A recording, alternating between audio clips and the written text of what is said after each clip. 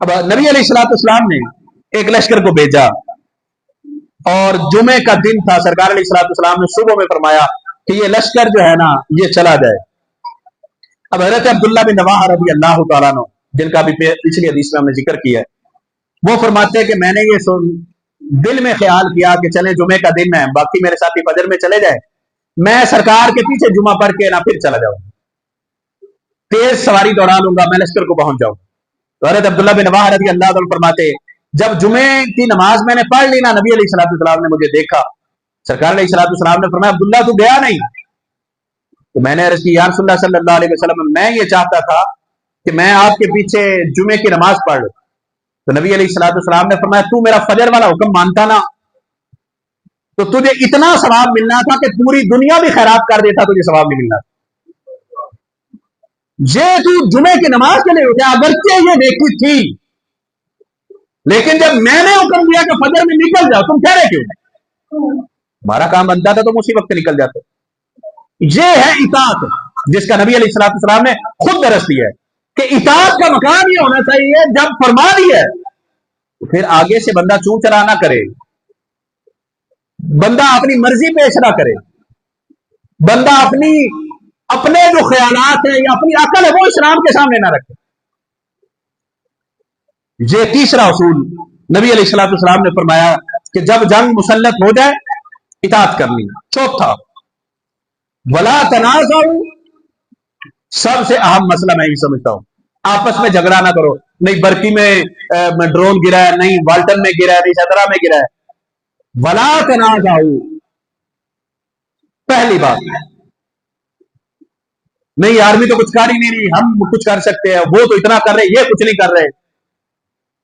اللہ تعالیٰ کا حکم ہے ولا تنازعوا، جھگڑا نہیں کرنا.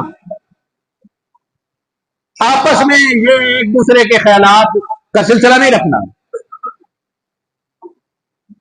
اگر کرو گے پہلی بات تو تنازع نہیں کرنا، فتفشلوا، اور جھوٹی خبریں بھی نہیں پھیلانی.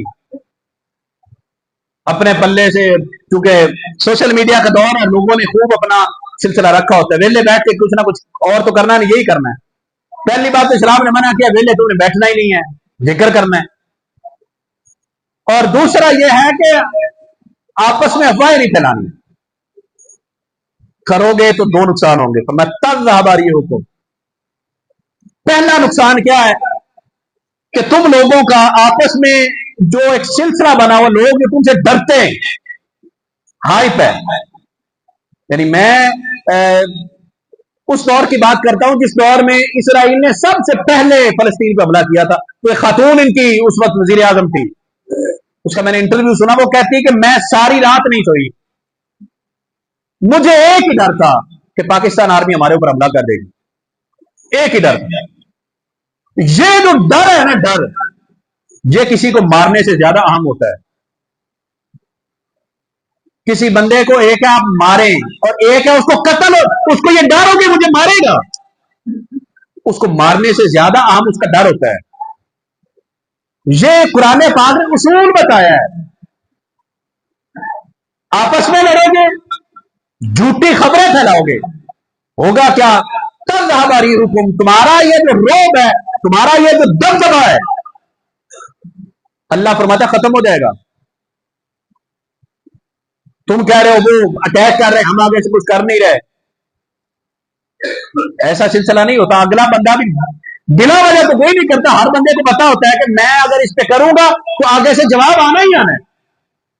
وہ جو آپ کے جواب کا ڈر ہے، اللہ فرماتا ہے آپس میں لڑو گے، ایسی چیزیں نیٹ پہ اگر تم شو کرو گے، چونکہ ایک مخصوص طبقہ لگا ہوا ہے، یہ کچھ کر ہی نہیں رہا ہے. یہ اتنا آسان نہیں ہوتا. جو ان چیزوں کو سمجھتے ہیں انہیں پتا ہے کہ کیا سلسلے ہوتے ہیں آگے جاتے. تو پہلا نقصان یہ ہوگا تذہباری حکم، آپس میں تمہارے اس انتشار کی وجہ سے روب ختم ہو جائے گا. حکم کیا ہے پھر؟ پانچواں اور بعض اصول قرآن پاک نے ہمارے سامنے رکھا. اب یہ اتفاق و اتحاد کے لحاظ سے اس بات کو سامنے رکھے کہ لوگ سمجھتے ہیں کہ شاید روب ختم ہونے سے کیا ہوتا ہے. حضرت خالد بن ولید رضی اللہ تعالیٰ عنہ کتنے بڑے جرنیل گزرے ہیں، سیف اللہ کا لقب ملا. لوگوں نے کہنا شروع کر دیا اسلام کو جو فتح مل رہی ہے نا، मुखालिफ की वजह से मिल रही है। हजरत उमर फारूक रजी अल्लाह तआला मजूर का दिया, तो हजरत खालिद बिन वलीद रजी अल्लाह तआला 4 बंदे लेके 1.5 इंच की मस्जिद नहीं बना ली अपनी, अंदर ही रहे। हजरत उमर फारूक रजी अल्लाह तआला मौक़िफ़ ये था कि ये जो हमें फतह मिलती है ये इस्लाम की वजह से मिलती है, और लोगों में यह आम हो गया कि नहीं खालिद की वजह से मिल रही है। हजरत खालिद बिन वलीद रजी अल्लाह फौरन एक्सेप्ट किया, ये अमीरुल मोमिनीन ने हुक्म दे दिया, मैं तस्लीम करूंगा। 5वां असूल, वस्बिरू, सबर करो तुम। अब सबर किस बात पे करना है? जाहिर है जंगों में जानी नुकसान भी हुआ, माली नुकसान। चलिए सबर। अब दुश्मन के हालात यूं लग रहे हैं, यानी उनका अगर उनकी बातें सुने तो यूं लगता है कि वो तो माशाअल्लाह पूरा पाकिस्तान तबाह कर चुके हैं। उनका अगर सोशल मीडिया चेकआउट करें तो उन्होंने उनके खाते में हम खत्म हो चुके माशाअल्लाह। तीसरा ये नहीं देखना होता कि तादाद उनकी ज्यादा है, असलिया उनके पास ज्यादा है। कई लोग कह रहे होंगे कि उनके तो 32 सूबे, आपके पास 4 है, आपके पास तो ये हमारे एटमी हथियारों को कह रहे हैं, ये तो आपके पास सुर लिए हैं, हथियार तो उनके पास है।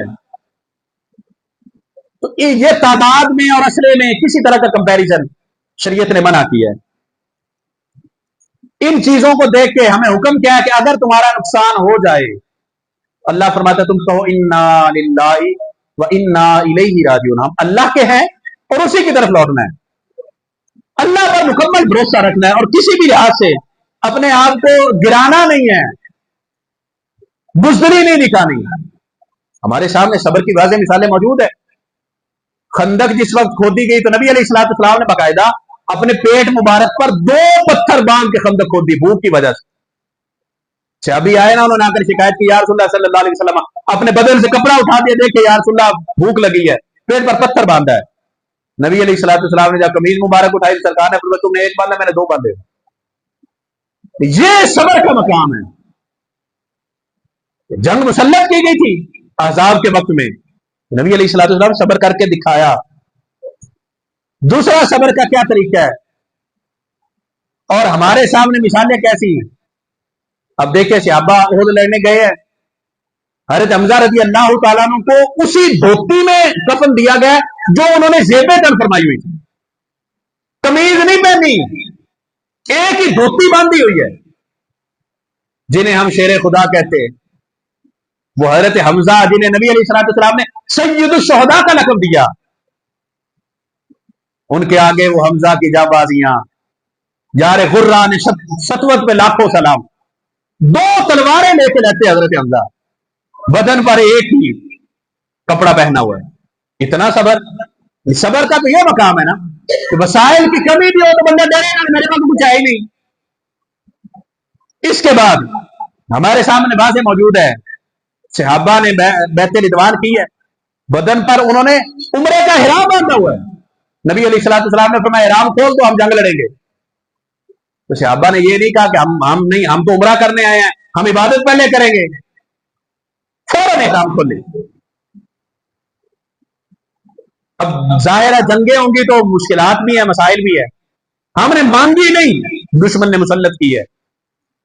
ग़ज़वा ज़ाते ज़ीरिका में मुसलमान निकले ना तो पाँव में पहनने के लिए जूता भी नहीं था, चलने की वजह से पाँव की एड़ियां फटी और उनको इलाज करने के लिए कोई पायोडीन नहीं, कोई वैसलीन नहीं, कोई कॉस्मेटिक्स नहीं, दरख्तों के कांटों से सहाबा ने अपनी एड़ियां सी। यानी ये हमारी तारीख है। हम बड़े आराम से बैठे हुए, हम समझते कि शायद ये कोई आसान सिलसिला है, ये शहादत गए उल्फत में कदम रखना है, लोग आसान समझते हैं मुसलमान होना। आप ये जो कलमा सीनों में लिए बैठे ना, इसकी बड़ी कीमतें अदा की हैं हमने, और अभी भी आपका एक ही जुर्म है, आपका और कोई जुर्म नहीं, एक ही जुर्म है कि आप ये कलमा सीने में क्यों लिए बैठे। काफिर के मुकाबले में, मुनाफिक के मुकाबले में, गैर मुस्लिम के मुकाबले में आपका एक ही जुर्म है कि ये लोग कलमा तय्यबा पढ़ते क्यों। ऐसे हालात में हमारे लिए इस्लाम ने बाकायदा गाइडलाइन दी है, साबित कदम रहना है आपने, कसरत से रब को याद करना है आपने, अल्लाह रसूल के अहकामात की खिलाफ वर्जी नहीं करनी है आपने, सबर करना है, अल्लाह ताला को हाजिर और नाजिर मानते हुए और रब्बे जुल जलाल के की जाते बाबरकात पर यकीन रखते हुए इन हालात का सामना करना है। میری دعا ہے رب ذوالجلال ہم سب کو عمل کرنے کی توفیق عطا فرمائے. ما علینا